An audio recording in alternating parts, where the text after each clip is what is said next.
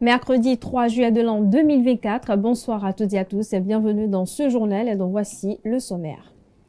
Contractualisation pour les missions de contrôle technique de certains projets du programme d'action du gouvernement. Voici une des décisions prises en Conseil des ministres ce jour. D'importantes décisions ont été également prises. On fait le point dans cette édition. L'Association nationale des communes du Bénin, en partenariat avec le réseau des ONG pour les objectifs de développement durable, a obtenu une subvention du gouvernement pour la mise en œuvre du projet bulletin communautaire de performance de l'ODD 4 dénommé BCP ODD 4. Le lancement officiel du projet a eu lieu ce mardi dans les locaux de la mairie de Cotonou. Le compte rendu dans ce 19h. Suspension jusqu'à nouvel ordre de Casimir Diossou, secrétaire général de la Fédération béninoise de pétanque. Quelles sont les réelles raisons de cette suspension? Que lui a-t-il reproché? Élément de réponse dans ce journal. L'École supérieure d'administration, d'économie, de journalisme et des métiers de l'audiovisuel ESAE offre de nouveaux challenges pour l'année universitaire 2023-2024. Étudiantes et étudiants, parents d'élèves nouveaux bacheliers, ESAE, c'est la garantie d'une formation de qualité à des conditions très avantageuses. À Gbedjromede, à Papa, à Boumekalavi et Parakou, inscrivez-vous en administration générale, administration du travail et de la sécurité sociale, trésor et finances publiques, impôts, diplomatie et relations internationales, journalisme et métiers de l'audiovisuel, gestion des marchés publics, planification et développement local, sciences économiques, sciences juridiques et toutes les filières des sciences de gestion. ESAE vous offre des bourses, demi-bourses et de réductions pour les premières inscriptions dans toutes ces filières. Waouh! En licence 1, 2 et 3 et en master, bénéficiez jusqu'à 50% de réduction sur tous nos sites. N'est-ce pas génial? Infoline. ESAE Gbedjromede, 3e rue à droite en quittant le carrefour Le Jador pour la BIBE Jéricho ou au plus 229 90 93 65 21 98 98 14 00 à Kpakpa au plus 229 52 88 33 33 à Boumekalavi au plus 229 52 88 44 44 Parakou au plus 229 52 46 12 12. ESAE, l'excellence à un nom.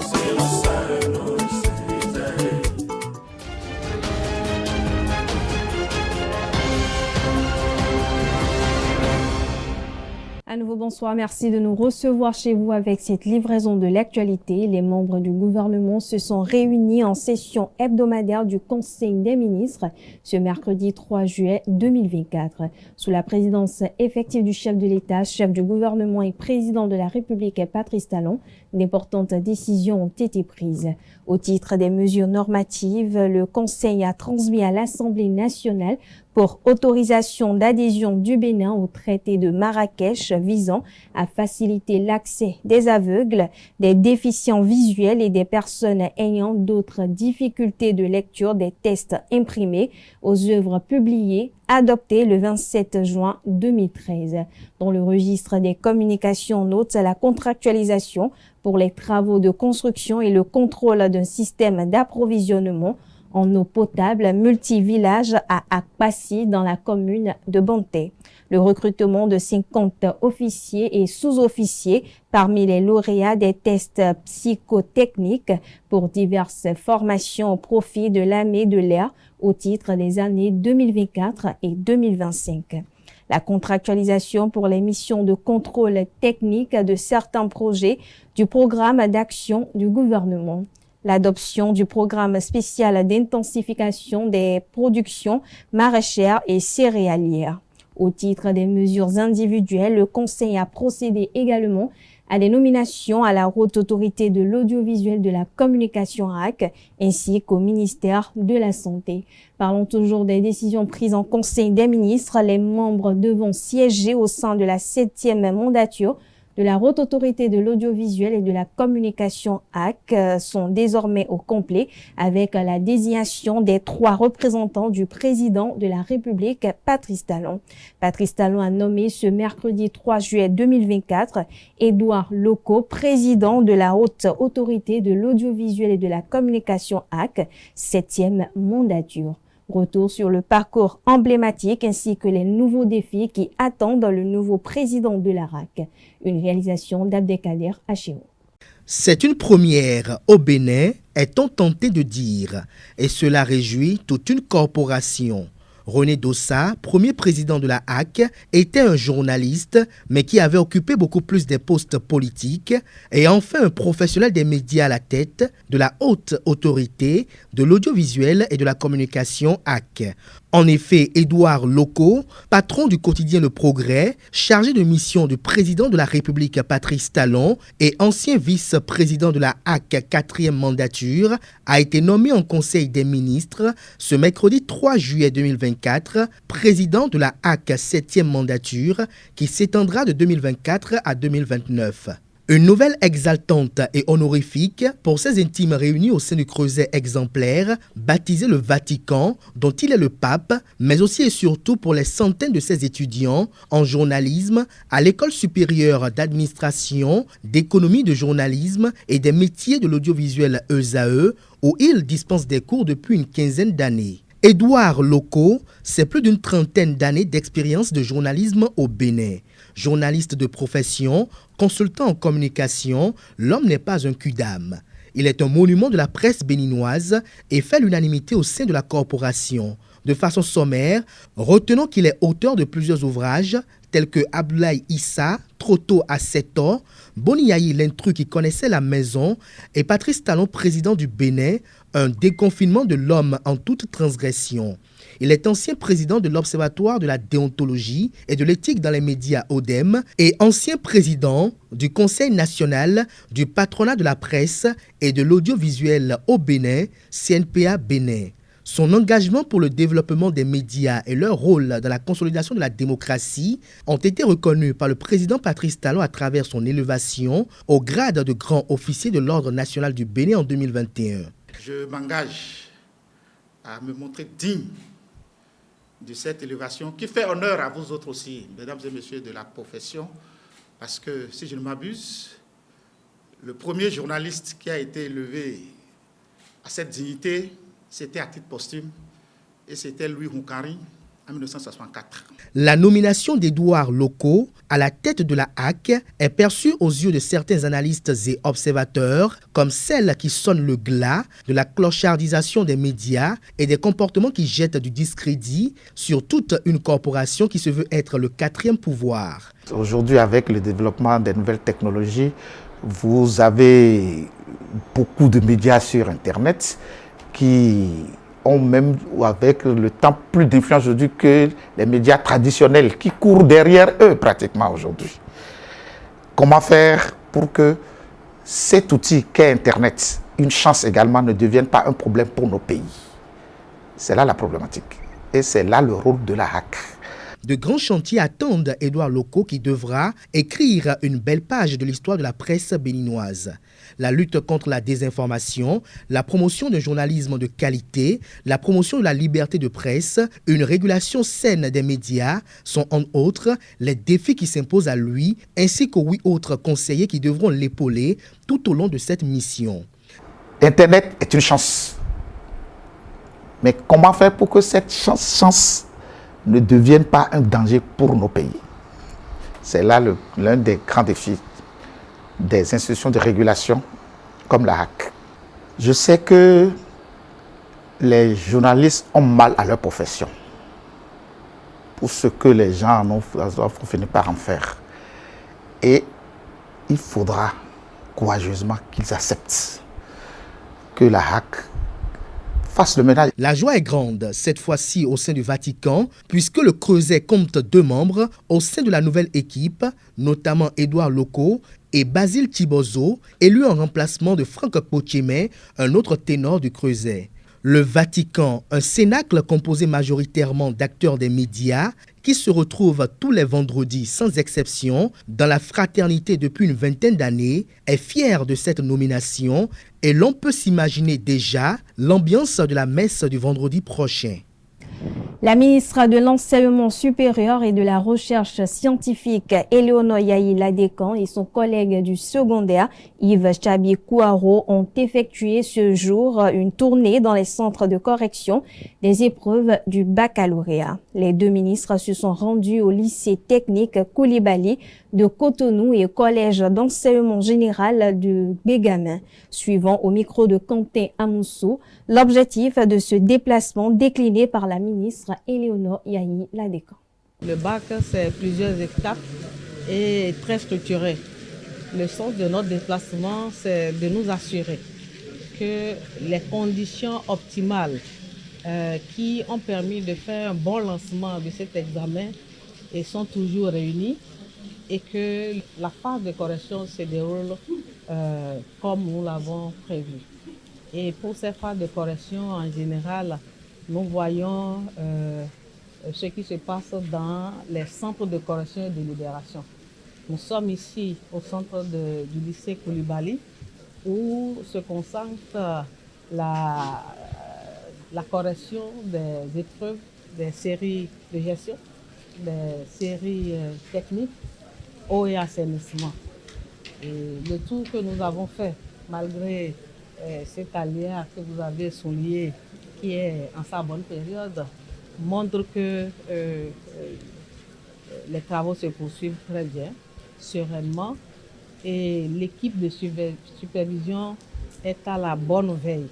La preuve, elle a partagé avec nous quelques préoccupations dont il faut que nous prenions acte et que nous les traduisions dans les stratégies à venir, à savoir comment nous allons devoir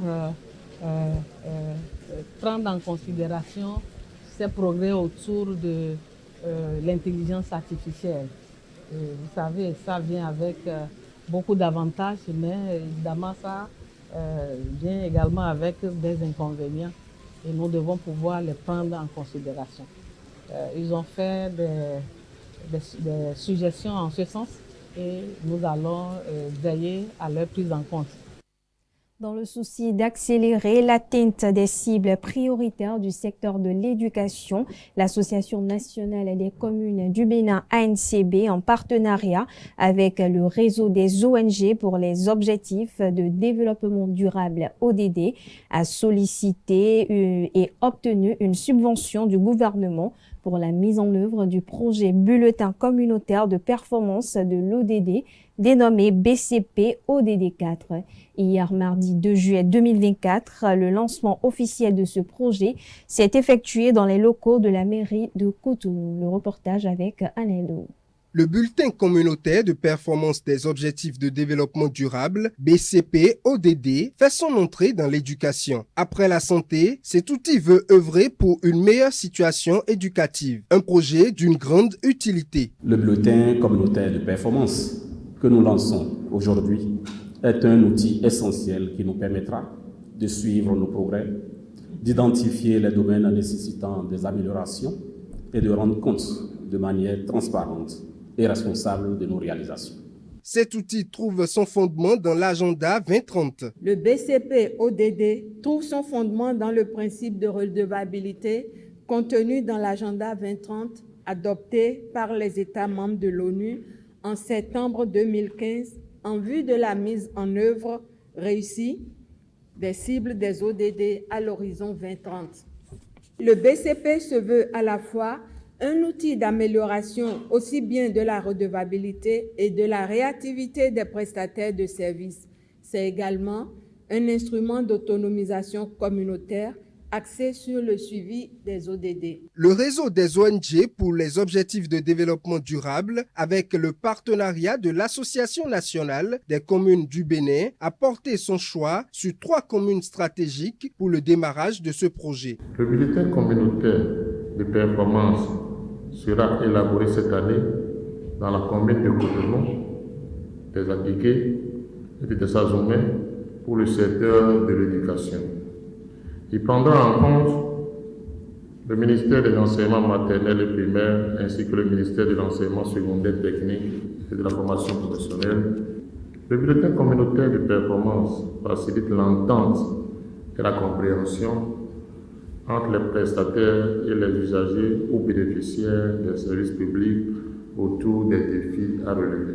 La bonne exécution du BCP ODD 4 va permettre d'améliorer le secteur de l'éducation. Chers hôtes, Acteurs privilégiés de l'éducation, ensemble, engageons-nous à faire de l'éducation inclusive et de qualité une réalité pour tous. Merci à chacun pour votre dévouement et votre contribution précieuse à l'atteinte des ODD. Plusieurs communications ont meublé ce lancement pour permettre aux acteurs impliqués de mieux comprendre cet outil.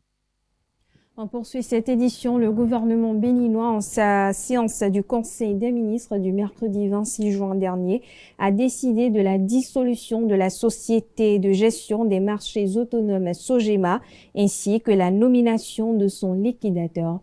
Une décision qui a suscité diverses réactions au sein de l'opinion publique. À ce propos, quelques citoyens rencontrés dans la ville de Cotonou ont livré leurs impressions. Ils s'expriment au micro de Francis Farami et Nonsirine Fatoubi. C'était clair que la Sogema serait morte. Ça là, c'est clair. Maintenant, ils ont créé une nouvelle agence et cette agence-là doit gérer tous les marchés du Bénin. Alors que la Sogema gérait seulement le Dantokpa et le Misebo. Ça s'arrête là. Et le reste, c'est la mairie qui gérait ça. Voilà. Et je crois que c'est aussi une bonne chose. Il faudrait que ça soit pour le bien-être des Béninois. Si l'ANAGEM est une bonne agence pour le bien-être des marchands et marchandes ou des commerçants et commerçantes béninois, je suis d'accord. Quand on dit Sogema, c'est des années. Ils ont déjà l'expérience de la gestion des marchés. Et aujourd'hui, je me demande pourquoi on vient créer encore une agence pour pouvoir gérer encore les marchés. C'est une manière de créer encore du chômage au pays. Puisque la dissolution de la Sogema, ce qui est sûr, ça va laisser des gens à la maison. Mettre tous les marchés dans la main d'une seule société pour gérer, c'est encore une bonne chose. C'est encore une bonne chose. Pourvu que la gestion soit bien faite, hein, et que les responsables de cette société soient compétents. Est-ce qu'on a besoin de former une nouvelle équipe pour gérer ces marchés-là? Oui, c'est à l'œuvre qu'on connaît l'artisan. Ils n'ont qu'à commencer et nous allons voir ce que ça va donner. Parce que les bonnes dames souffrent dans ces marchés-là. Les bonnes dames souffrent dans ces marchés-là.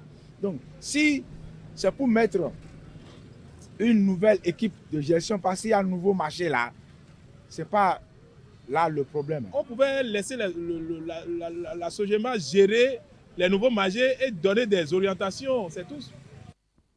Et puis on parle spiritualité à présent, reçu ce mercredi 3 juillet 2024 dans l'invité matinal sur Free Matin. Le professeur et prêtre de Fa, David Kofi Aza, s'est prononcé sur le sens que peut avoir un nom dans la vie d'une personne. Pour lui, tout ce qui n'existe pas n'a pas de nom. Pour en savoir davantage sur ce sujet, je vous invite à suivre un extrait de son argumentaire au micro d'Abdelkader Achiro. D'abord, il faut dire que tout ce qui n'existe pas n'a pas de nom. Tout ce qui n'existe pas n'a pas de nom. Donc, si quelque chose dispose d'un nom, c'est parce que la chose existe. Ça veut dire quoi? Ça veut dire que le nom, c'est le langage qui ramène le non-être à être. C'est ce qui n'existe pas.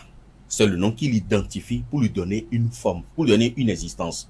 Donc, c'est le premier symbole de l'existence de quelque chose ou de quelqu'un. Donc, je dis quelque chose parce que les choses et les êtres ont de nom. C'est pour ça qu'ils existent. Donc, c'est la formule consacrée qui désigne, soit de façon profane ou de façon initiatique ou spirituelle, quelque chose qui existe.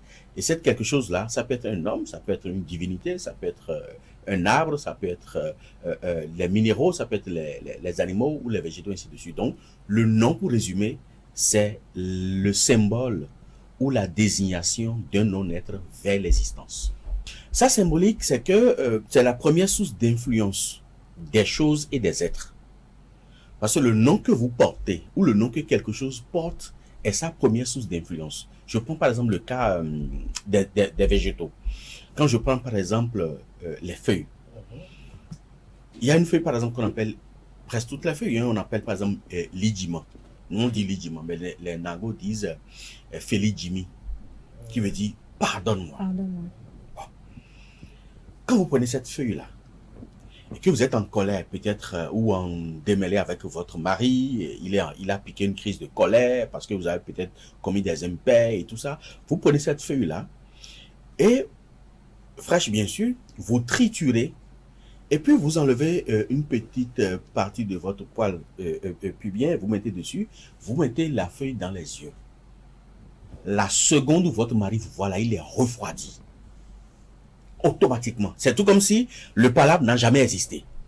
Il vous pardonne et puis tout continue normalement.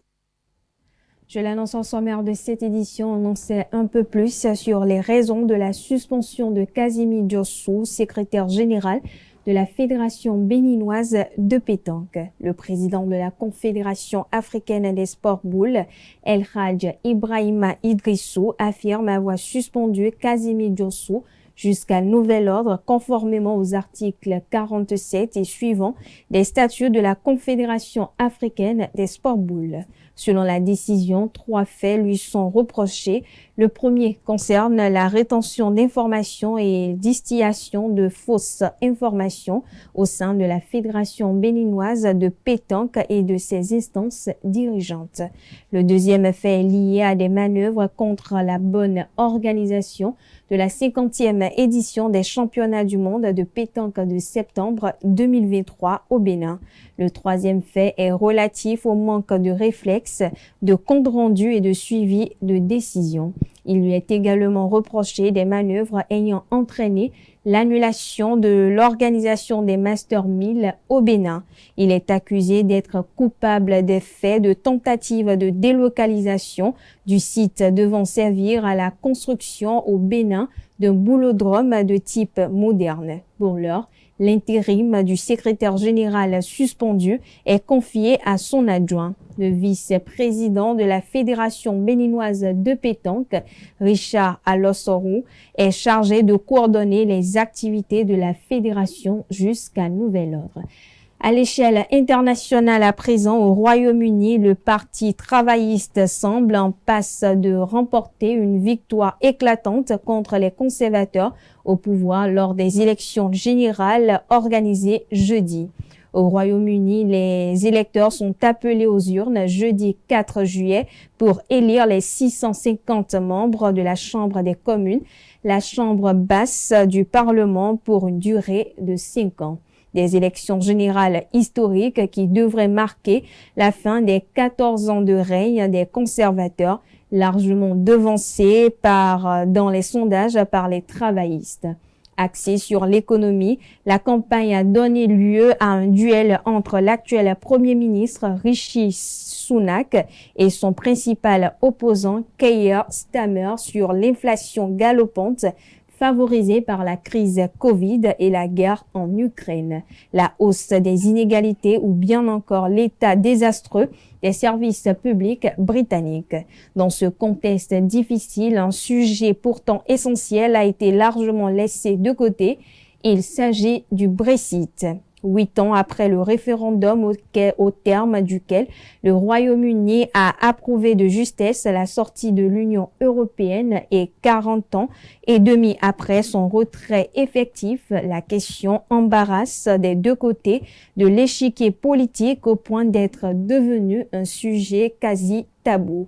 Selon l'Office indépendant des statistiques nationales, le solde migratoire au Royaume-Uni a plus que doublé au cours des 3 dernières années aux 3